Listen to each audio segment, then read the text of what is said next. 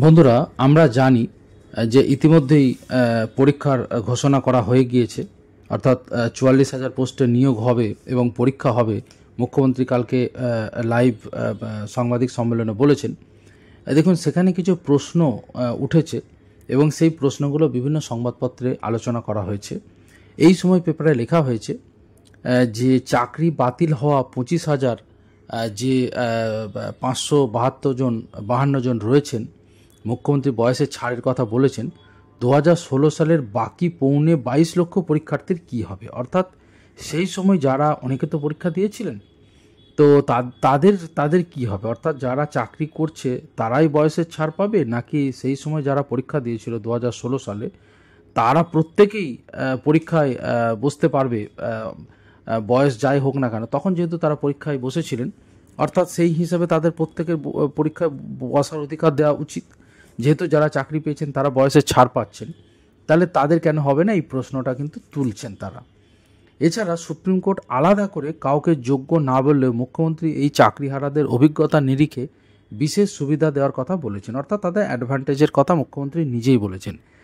সেটা কিভাবে সম্ভব? কারণ সুপ্রিম কোর্ট ২০১৬ গোটা নিয়োগই বাতিল করেছে।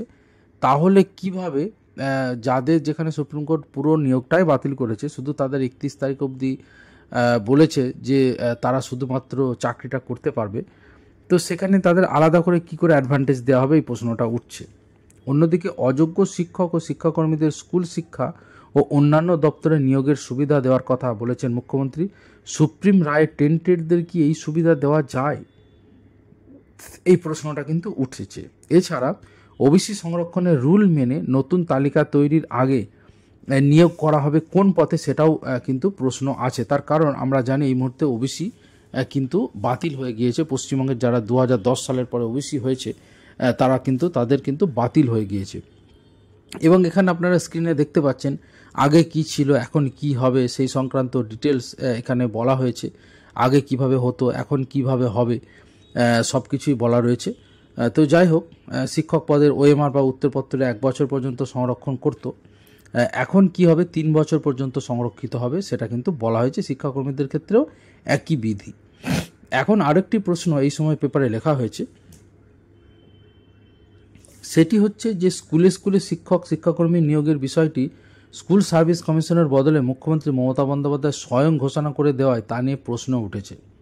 পাশাপাশি চাকরিহারা যোগ্য শিক্ষকদের মূল দাবিগুলি নিয়ে মমতা বন্দ্যোপাধ্যায় অবস্থান স্পষ্ট করছেন না কেন, সেই নিয়েও কিন্তু বিরোধী দলগুলি সরব হয়েছে।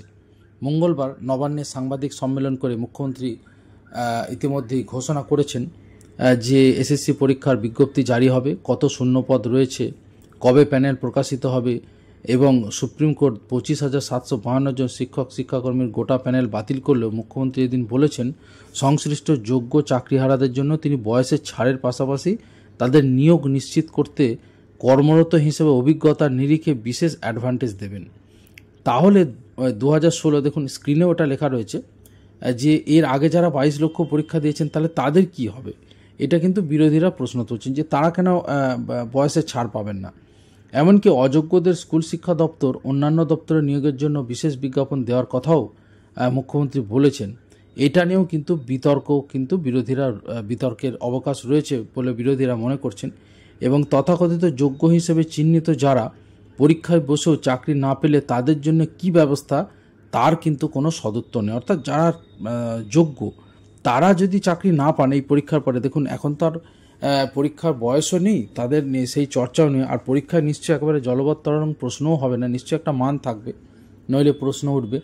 তো এই যে ন্যূনতম মান, সেই মানটা ধরুন কেউ পার করতে পারলো না, তাহলে কি হবে? একবার পরীক্ষা দেওয়ার পরে দ্বিতীয়বার যদি তারা এই পরীক্ষাটা দিয়ে যদি না পাস করতে পারেন, তাহলে তাদের কি হবে? দেখুন, এইটা এই মুহূর্তে বোধহয় কেউই বলতে পারবেন না, তার কারণ এটা রাজ্য সরকারের ব্যাপার। পরে হয়তো রাজ্য সরকার কি সিদ্ধান্ত নেয় সেটা মুখ্যমন্ত্রী বা শিক্ষামন্ত্রী যদি কেউ বলেন, নিশ্চয়ই সেটা প্রকাশিত হবে, তাহলে তাদের ব্যাপারটা তখন সেটা জানা যাবে। তো যাই হোক, এই মূল প্রশ্নগুলো উঠছে এই মুহূর্তে। ওবিসি সংরক্ষণের কি হবে, বয়সের কি হবে? অবশ্যই যারা এই মুহূর্তে চাকরি করছেন তারা অ্যাডভান্টেজ পাবেন, কিন্তু যারা পরীক্ষা আগে দিয়েছিল তারা কেন বয়সে ছাড় পাবেন না, এই প্রশ্নটা উঠছে। এছাড়া যারা অযোগ্য হিসেবে চিহ্নিত হয়েছেন, তথাকথিত অযোগ্য, সেইভাবে অযোগ্য বলা যায় না, তথাকথিত অযোগ্য, তো তাদের অন্য দপ্তরে যোগাযোগের কথা বলা হয়েছে, অন্য দপ্তরে পরীক্ষা দেওয়ার কথা বলা হয়েছে। তো এখন প্রশ্ন যে নতুন ফ্রেশ ক্যান্ডিডেট যারা পরীক্ষা দেবেন তারা কি নতুন পুরনোদের সাথে পাল্লা দিতে পারবেন, বা নাকি পাল্লা দিয়ে তারা এগিয়ে যাবেন তাদের থেকে? তার কারণ আমরা জানি এখন কিন্তু অ্যাকাডেমিক স্কোরের নাম্বার অনেক বেশি। আগে মাধ্যমিক উচ্চ মাধ্যমিকে যা নাম্বার উঠতো, এখন কিন্তু নাম্বার তার থেকে অনেক বেশি ওঠে, বিশেষ করে উচ্চ মাধ্যমিকে অত্যন্ত সহজ হয়ে গিয়েছে। তো সেক্ষেত্রে মার্কসের ক্ষেত্রে বলুন, এখন দেখুন ইন্টারভিউ বোর্ডে ইন্টারভিউ তো হবে, সেখানে ইন্টারভিউয়ের সময় হয়তো দেখা গেল একজনের ব্যাপক মার্কস, তো তিনি তো 100% একটু এগিয়ে থাকবেন ইন্টারভিউয়ের যে মার্কস তাদের দেওয়া হবে। তো এই ব্যাপারগুলো উঠছে যে আগে যারা, তাহলে তারা তো বঞ্চিতই থেকে গেলেন, বর্তমান ফ্রেশ যারা তারা হয়তো সুযোগটা বেশি পাবেন। এইবার বর্তমানদের সুযোগ দেওয়াটা উচিত, কেন তারাও তো এতদিন ধরে বসে রয়েছেন একটা কাঙ্ক্ষিত চাকরির জন্য। তাহলে কি নতুন যে শূন্যপদটা সেইটার জন্য আলাদা করে পরীক্ষা নেওয়া এবং পুরনোদের পরীক্ষা নিয়ে এরকম উচিত ছিল? এই প্রশ্নটা কিন্তু অনেকে তুলছেন যে আগের শূন্যপদে যারা আগে পরীক্ষা দিয়েছিল তারাই পরীক্ষা দেবে, নতুন শূন্যপদে নতুনরা।